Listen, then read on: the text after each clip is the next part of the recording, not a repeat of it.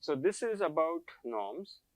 Now we need to briefly touch upon the fundamental spaces corresponding to a matrix. So those of you who have done linear algebra will recognize this very easily.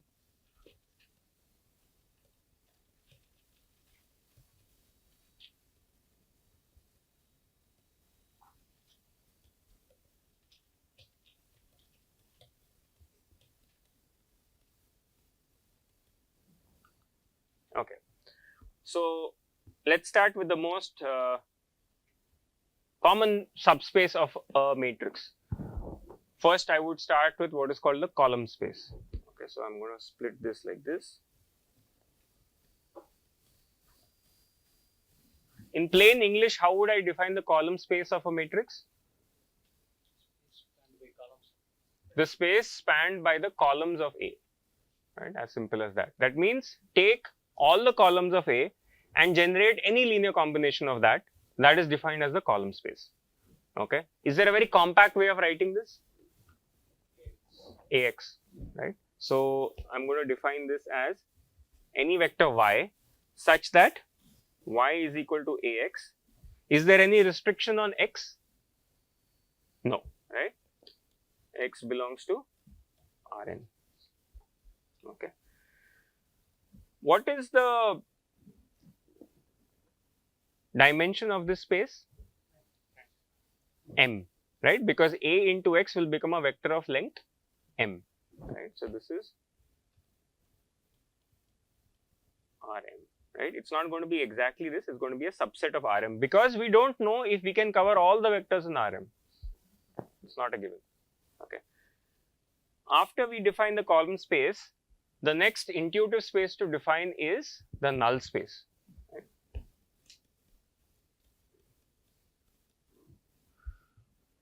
Right. How do I define the null space of a matrix A? Those vectors x such that A into x is 0.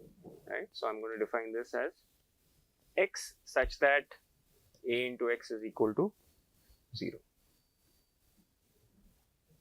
Okay. So obviously the null space, every x is n dimensional. So the null space is living inside Rn. Okay. Now that we've got the column space and the null space, there are, you can see, two missing corners over here. So what should I write over here in the top left? Row space, right? Row space simply is the space spanned by linear combination of the rows of A.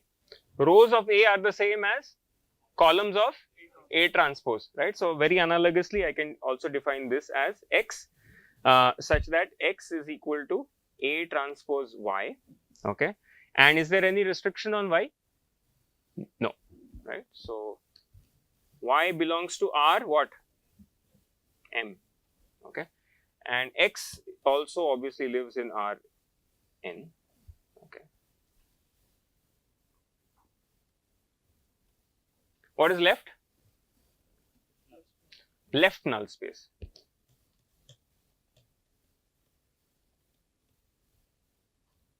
How do I define the left null space? All those y's such that A transpose y equal to 0, right?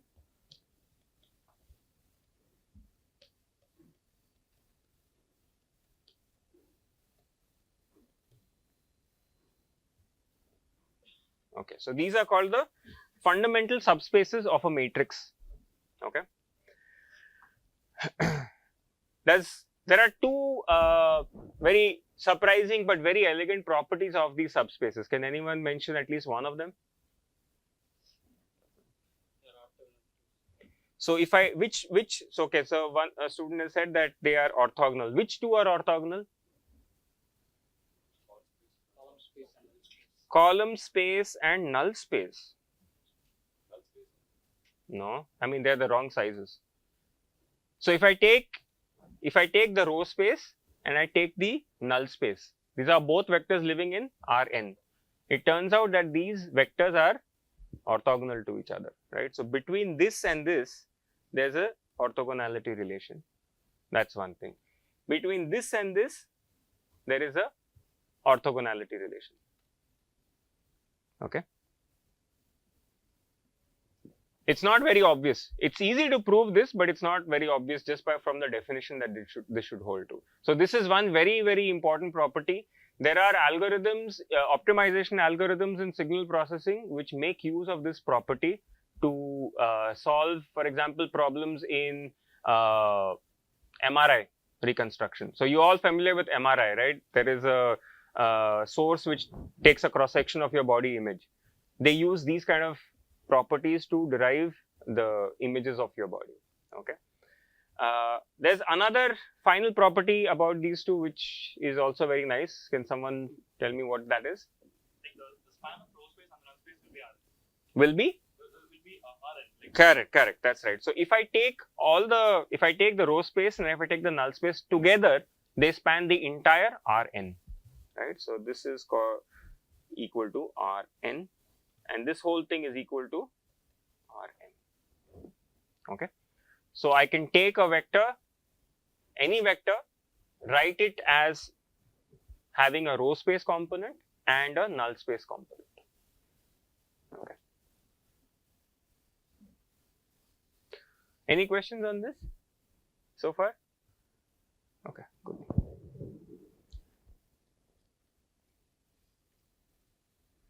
So the next, moving on from the fundamental subspaces of a matrix, the next thing comes to the eigen and SVD decomposition of a matrix. Okay, so let's start by looking at eigenvalues. Okay, so eigen decomposition.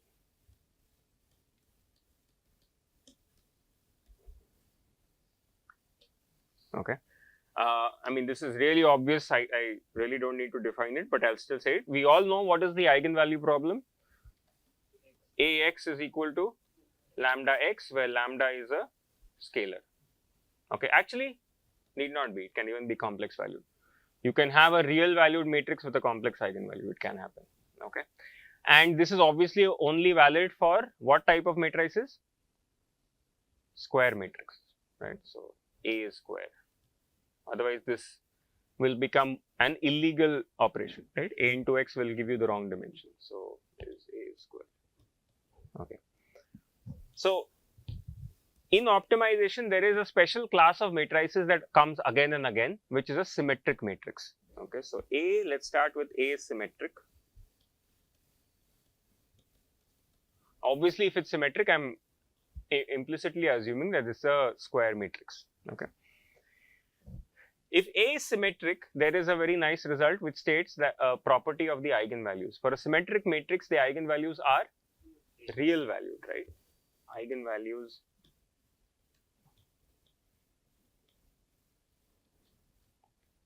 right? The eigenvalues are real, okay? And let us say that these are lambda i's, okay? Corresponding to each lambda I, there will be some eigenvector, right? Eigenvectors.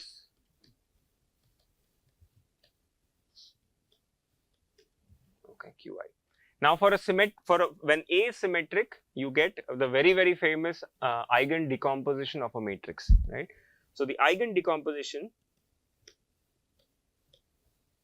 in the case of a symmetric matrix is going to be written as, I'm going to write it in a form that you might not be familiar first.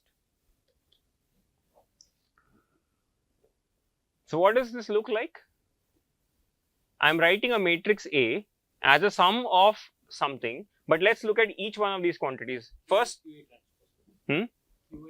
sorry, yeah, I got this in the wrong place. Yeah. What does this look like? This is not the inner product. The inner product between two vectors was x transpose y, but this is more like xy transpose. So this is called the outer product.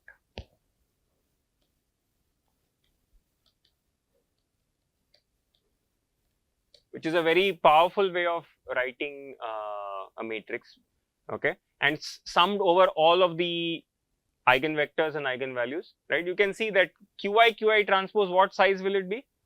Qi is of what size? N cross 1. Qi transpose is 1 cross n. So Qi transpose is n cross n, right? what is, again, those of you who are familiar with linear algebra, what is the rank of AA transpose or QI transpose? It's rank 1. Okay, you will see all the columns or all the rows are just linear multiples of each other, right? So it has just rank 1. So in this notation, you see that I can write a matrix as a sum of rank 1 matrices. This is again something used extensively in optimization, machine learning, all of these things, particularly where there is application of sparsity happening. But we'll hopefully talk about that later in the course. So this is one way of writing it. There is the more common way of writing it is to write it in the form of product of matrices, which is going to be Q lambda Q transpose. Okay, what is lambda? Capital lambda. It's a diagonal matrix with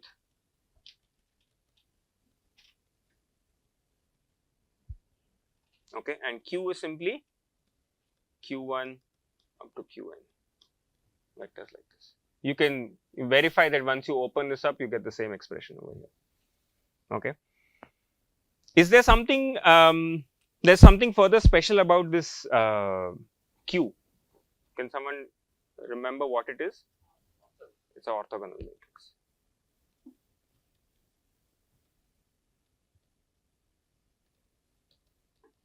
Which just means that each column is orthogonal to each other. Right? Okay. One further simplification happens if matrix A is positive definite. What happens to the eigenvalues? They become positive. Okay. All right. So this was about your eigenvalue decomposition. Particularly, I mean, eigenvalue decomposition is used not just extensively in electrical engineering, but those of you who are interested in quantum mechanics will find these matrices appearing everywhere. Okay, it's just the nature of physics that you end up with symmetric matrices. So this was the EVD or eigenvalue decomposition. The other decomposition, which is of bread and butter for electrical engineers, is actually not just electrical, all of engineering is SVD, singular value decomposition.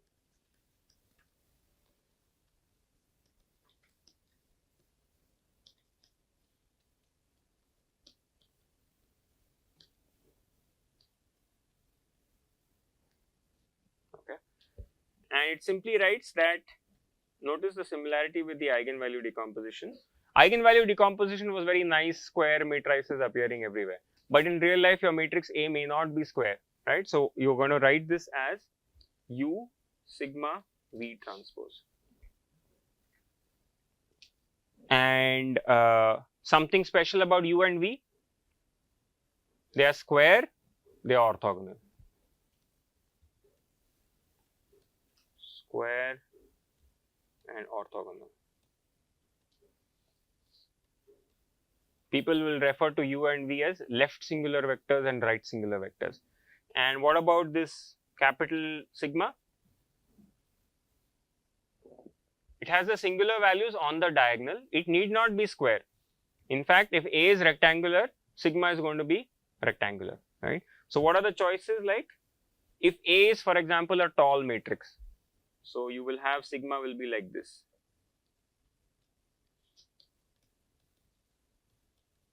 Right. So S is a diagonal matrix, sigma 1, sigma 2 up to sigma n. Right. So I'll write it out fully. This is if A is tall. S if A is square, and S and 0 if A is fat. Okay. And S is simply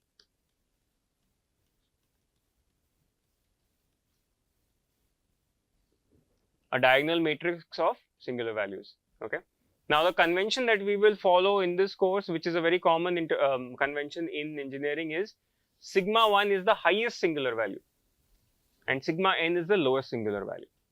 Okay. So if I don't say anything, assume sigma 1 is the largest, sigma n is the smallest. You notice that I can rearrange these sigmas and get a new decomposition, but it really doesn't matter, right? So this is always going to be largest. For example, if you use MATLAB, it will give you the decomposition with sigma 1 being the largest. Okay.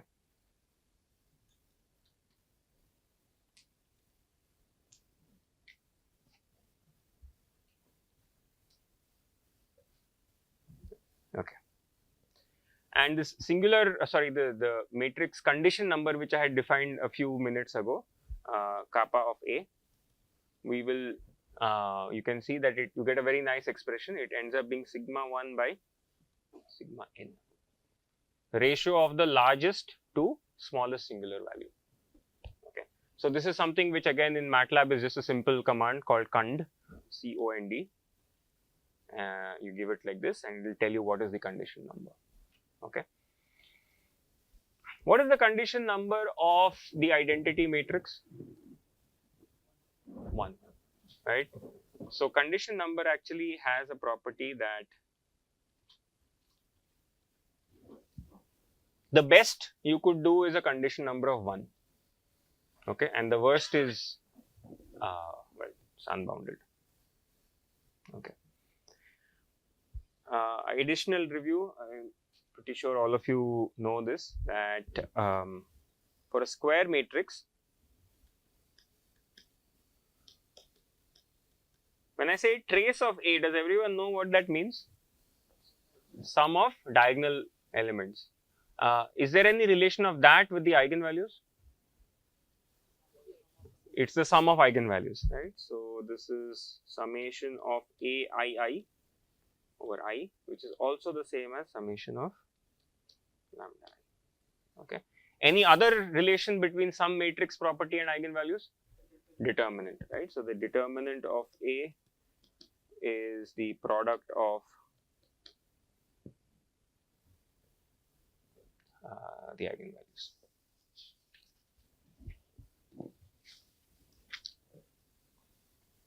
Okay. So that kind of brings us to an end of the review of linear algebra. Okay. So this is for you to kind of go back and look how familiar are you with it. Is it something that you can pick up by yourself, or you need to actually do the whole course? Yeah, that is something for you to assess. Okay.